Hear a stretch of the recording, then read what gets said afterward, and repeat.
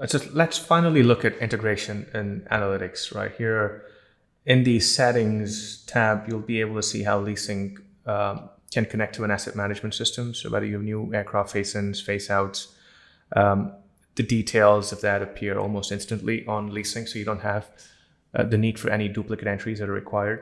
And if you move into the analytical dashboard, here's where lessors track key performance indicators across your fleet, and this can be customized based on specific requirements you may have as a customer.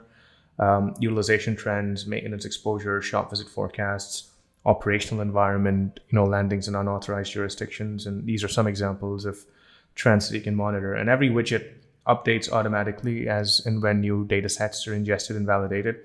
And if you click on Share Insights, LeaseSync can generate concise monthly summary reports. It can email it to internal and external stakeholders, and including your investors.